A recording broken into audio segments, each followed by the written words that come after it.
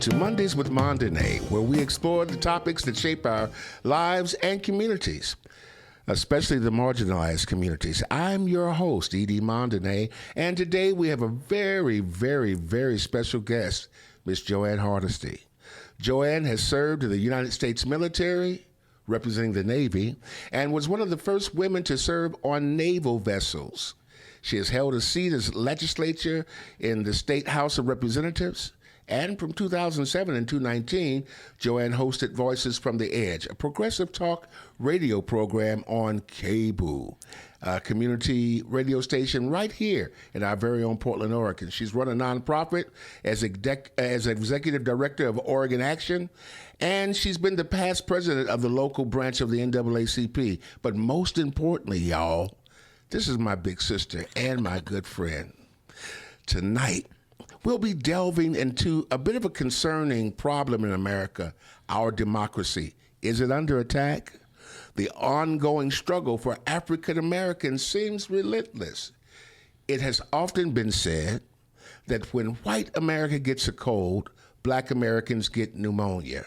This sobering analogy underscores the deep-rooted inequities and inequalities that persist in our nation, where African Americans bear the brunt of systemic injustices. The recent assault on democracy in America has not only laid bare, but the festering wounds of racial discrimination, and also exposed the fact that Jim Crow, though seemingly defeated, never truly died.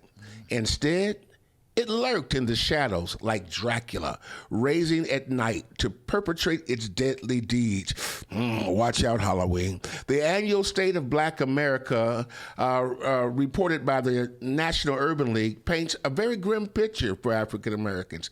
Hate crimes are on the rise, classroom curricula are under attack, voting rights are under siege, and extremist views are finding acceptance in politics like they ever stopped. The military and the law. One of the central issues at the heart of this turmoil is the debate over critical race theories. Look it up. You're going to be shocked. The suppression and the censorship of conversations about race and racism extends way beyond the classroom.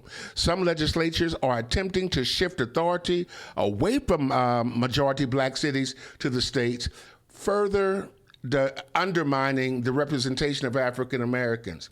We are a nation divided over issues ranging from education to the legitimacy of elections. The struggle for racial equality persists, with varying opinions on how much should be taught about racism in our schools. However, one thing is clear: violence remains a significant concern with African Americans disproportionately. The threat to American democracy, my beloved, is real, and it disproportionately impacts black folk. Now more than ever in our history, it is the responsibility of black America to unite itself. We must come together to ensure that the principles of liberty, justice, and equality are represented in every black household and dwelling place in this America. The question is, the very first question from Ms. Hardesty, welcome. Thank you. Is where do we start first to make our nation better? What are your thoughts? Well, let me just say what we've witnessed over the last few years has really been just insanity. Whether it's removing mailboxes so that black neighborhoods don't have access to mail-in ballots, whether it's the get tough on crime, we got to just arrest people. We're going to arrest our way out of homelessness. I think the reality is that we have to take a pause. I think the craziness that was created by having 45 as president, and that was Trump. I say 45 because I hate to have that T word come out of my mouth. We don't want to. We don't want to count to 47, do we? No, we don't want 47. That would be 48. Time two, right? Yeah. But the point is that, for the first time in my lifetime, and being a child of the civil rights movement, we know what hate looks like. We know when people were trying to keep black kids from going to public education, trying to keep black parents from buying houses and decent. We lived through that era, right? If you'd have told me that we would be going back to banning books, that we would be prohibiting teaching slavery because white kids may be uncomfortable, Wow. I mean, that's just craziness. You can't call that anything but craziness. And honestly, I do believe that is directly related to the increase of people of color in America that are coming to voting age. Yeah. The reality is white male dominance in our political arena, in our life, it's dying off, and literally and figuratively, right? And so as this next generation, because you and I are seeing it, we're seeing really bright black folks that are stepping up to run for public office, Yes. Asian Pacific Islanders, Latinos. I mean, we're seeing this influx of 20-somethings, 30-somethings that are like excited about our democracy, which is why the business interests are spending so much money saying, oh, it's broken. And the only solution is more police. The only solution is more oppression of people who are already oppressed. We, as you know, we actually abandoned people during COVID on the street, right? Yeah. And now we're mad because they have the audacity to live on the street. Well, if we wanted to, we could actually put them into buildings because we have hundreds, thousands of vacant buildings all over the city. Well, you know, I see homelessness in Portland and Los Angeles and places like that. Well, just Los Angeles is in Portland. I went to St. Louis recently, and I didn't see houselessness. Chicago, I didn't see houselessness. Yes. So I'm wondering how we're going to really speak to that festering. I saw the same thing in Seattle. I was in Seattle recently. You don't see. I mean, I saw a couple of tents here and there, but you didn't see you didn't see the fentanyl crisis that we see on the streets here in the city of Portland, right? And I will tell you the difference between, you said Los Angeles and Seattle and other cities, they didn't abandon homeless people on the street when COVID happened. Remember, it took actually me making the mayor open 3 outdoor camps to be the first people to expand beds for homeless individuals, right? And because we abandoned them on the street, what do people do? They self-medicate on the street, and you got a cheap synthetic drug that actually just makes people they can't move. They're just stuck on the street in a daze, frozen, right? We're last in the country when it comes to mental health treatment, right? But we're mad that we got people who need mental health treatment on the street talking to themselves. Yes. And you know, when you say they're talking to themselves, it's incumbent of us to listen to the sounds of the sidewalk, which really is a great segue into this next question. What do you think of this new government that we're orchestrating for our city and counties, where the district representation. The district representation, city council is going to grow, 13? 13 people, 12 council members, and the mayor. And don't forget the city manager, who won't actually technically be on the city council, but will have a significant role. I think it's a Mel of a Hess. I think it is actually, if you think of where we are now and where we could be, starting in January of 2025, is we now have a council that does not reflect the community they serve. They are only beholden to downtown business interests and the police force, right? If you're not police or downtown business owners, they could care less what's going on with you. That's the council we have today, because you see it in the votes they're taking, where they're investing money. As I told you a long time ago, I follow the money. And people can say a whole lot of stuff, but when you follow the money, you see where we invest our dollars. Follow the money. Follow the numbers. And follow the numbers. You know, when you look at the numbers, I stood up on the flagpole. And I'm scared of heights. Right. And I told the governor, I said, after this 2020 census, it's going to be massacre to black people. You thought 2010 was bad. 2020, although they say it wasn't as bad as 2010, it was worse. It was worse. When you look at the numbers, that's where we are. Where do we see the need for the most immediate change? Well, I think what we must do is we must go back to some of those basic community organizing methods that we used on the civil rights movement, right? Yeah. That means having those community education forums in church basements. That means actually going to community-based groups and building coalitions, right? As someone who used to be in elected office, I can tell you, politicians don't do things because it's a good idea. Yeah. They do it because the community pushes them and demands that they do it. And now is the time to start really helping to educate people about all the opportunity that is presented in in the 2024 election cycle, Yeah. right? Yeah.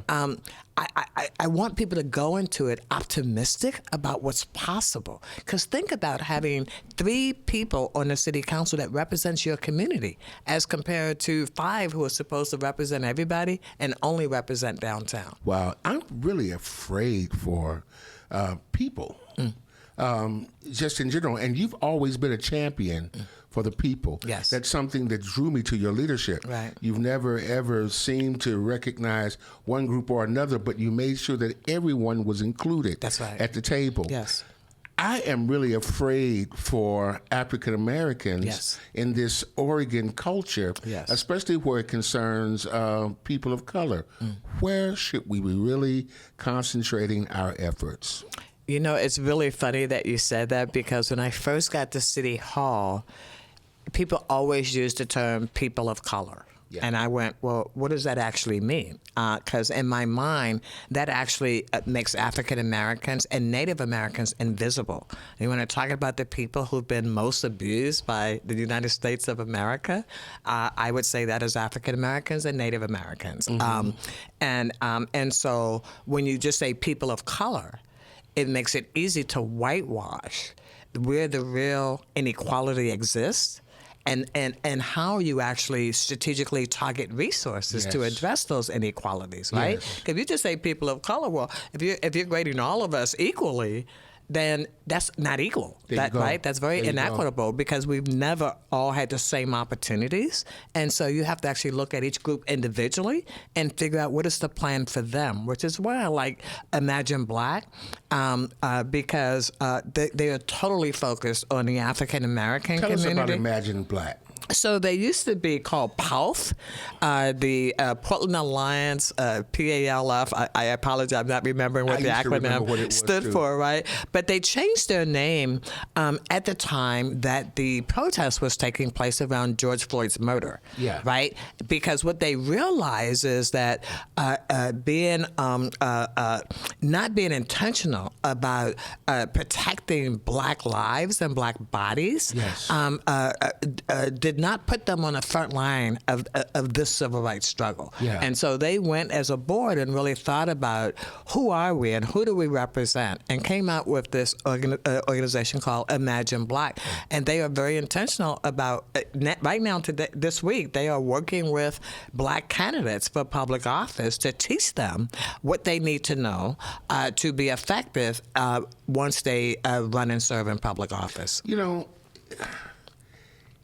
I am really getting a little bit irritated with people saying that the Black Lives Matter movement is over. And, you know, we saw signs in every yard Yes. all over the place that Yes. said Black Lives Matter. But now I could give a $10,000 prize to everybody that has one still up in their yard. Very few Yes. people do have one. But Black lives have been an issue for a very, very long time, for 400 years. And remember, Black lives are used to either justify cruelty or kindness. Yes. Right? And it has been that way through the history of this country. Oh, of course. When you go back to Oregon and you know the first law we passed was an exclusion law that prevented Black people from living here. Yes. Right? And so Oregon has this from its birth. It was birthed on a white supremacy model of what governance should look like, right? Yeah.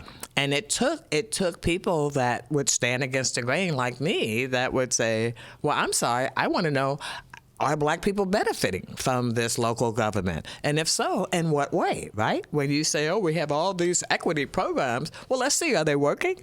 And I found out at the city of Portland, it's almost impossible to be a Black person and get a contract from the city of Portland. Well, there's that. I There is tell that. you what, I've often said one of the reasons people don't like to see you in a room is because you're like a black mother. Where did that come from? Where did you get it from? That's right. Take it back. Who told you could do that? And why didn't you do this? And people don't like to be scolded, or people don't like to be questioned. Yeah. Because I would come in and say, okay, so you had this aspirational goal of 20% MWESBN, right? Whatever the heck that means. And I would say, well, what does that mean, right? It means minority, women, and emerging small businesses.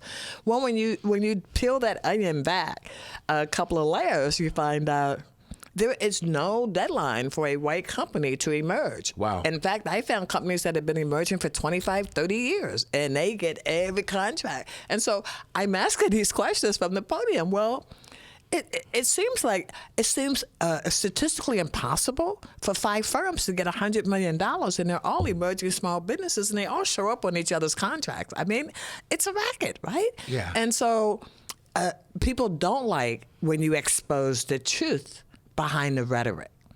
It all seems so difficult. What are the simple steps? So the simple steps is the community has to be educated. I mean, back to the basics, right? What does city government do? Well, city government's responsible for the infrastructure. What does the county do? They're responsible for the social services. What does the DA do? His job is to prosecute cases that are brought to them by Portland police officers, right? And so we have to go back and educate our public and get them to get off of social media, get off of Facebook, and actually start doing those community 101 educations. Because if we started in January, we started in the first of the year, and once a month in different locations, we just start going back to the basics. And then we get to develop the questions for the people who want to be our leaders. The issue right now that I see, especially at the city of Portland, is you have an African-American man who could care less about the African-American community. He's just on. Yes, I did. I didn't say that. You have a Latino man who, the only time Latino comes out of his mouth is when he's talking about, well, we got to think about minorities differently, right? And so you have a city council that looks like the beloved community, but when they open their mouth, you realize, no, they're just interested in their political ascension into the next level. Well, is that really anything new? What is new? What's frustrating to me? You talk about frustration. Is when people that look like you and I and know the inequities that exist in our institutions will go off and then pimp themselves to the downtown business interests so they can get elected to a higher office. Well, we used to call there was a word for that. Yes, there was. We had a few of them. Well, one of the greater words that come to mind is a house Negro. Yes, that's exactly what they used to be called. And then they would go and tell the massa what the slaves were planning. If they was planning an uprising, it's like, yeah, you but had when to have we start talking like that, we get in trouble. When we start talking about the crabs in the barrel, that's right, which was created off of the ideologies of black people, that's right, bringing each other down. That's right. Well, see, I think that there's a disconnect between reality and then the work that we need to do to build a beloved coalition of black folks who are going to work on behalf of black folks, right? I mean, the powers that be do a great job of dividing and conquering us, right? Because I learned when I worked for Multnomah County, you really only need one minority organization of each race, and then you can say, oh, we're covered everybody, right? Wow. For the AMA, we've got for the black folks, we got the Urban League. We have SCI, right? We have Self-Enhancement Inc., right? For Latinos, we have Latino Network, right? For Native Americans, we have NAYA. And so it's like, okay, we're good, right? It's like we just, we pick one group. And then when I would ask that to county, well, SCI is like in North Portland. I live in East Portland. Are you telling me that if I'm black and I need services, I got to go all the way to North Portland to get services? In 1968, Dr. Martin Luther King made an astonishing revelation. He said that civil rights were going to be no longer really the big draw of the day in our society right now. What it was going to be about is going to be about human rights. So as we look at the picture going forward, sitting on the bottom Right. is still the African American, but it's encompassing of the entire community that have the upper hand to stir. And when you stir from the bottom, guess what? Everybody rises. Right. What's next for Joann Hardesty? She didn't know yet, right? That's the good news. The good news is I'm working on a couple of projects. I have 2 fellowships that I'm working on. One is with Western State Center. Now tell us what a fellowship is. Okay, so a fellowship is people give me money to do stuff. That's the short version, Shopping? right? No.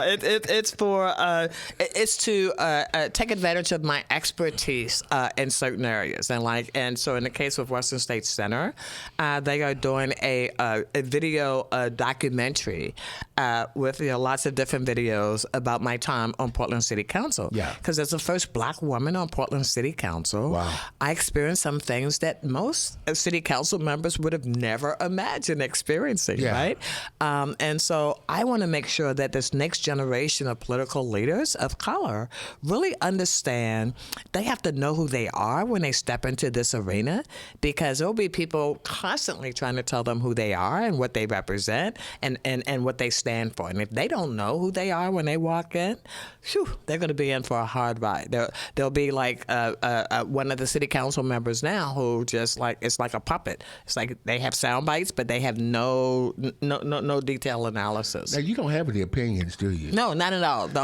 And I've always been very quiet about my opinions, which is what got me in so much trouble at the city council. And I wish this show was like 2 hours long because we could go off on some We things. could, but you can invite me back later. I would love to have you back. I would love to come back. Listen, when we leave here this Yes. evening with our very small time with you, Yes. what do you want us to leave with?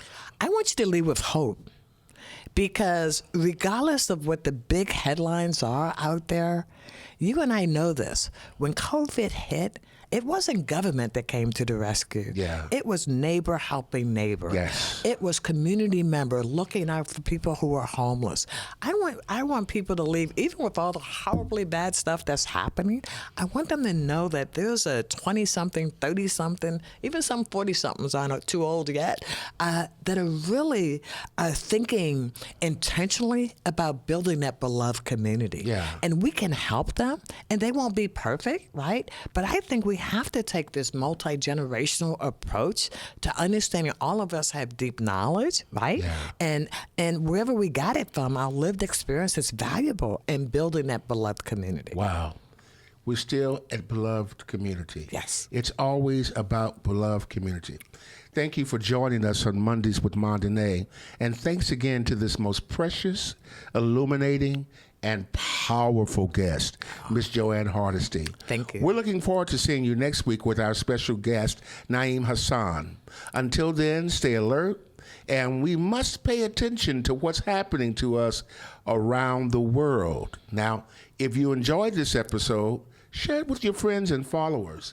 We need your vote. We'd love to hear your thoughts and suggestions for future topics, and we certainly want to talk about what you want to hear about. Turn on your notifications so you never miss a thing from Mondays with Mondene, and be sure to follow us on Facebook and YouTube. I want to do a special shout out to our sponsors. Poshines, 8139 North Denver. Delicious, delectable soul food. Aunties and tanties, the best place to take your children for daycare.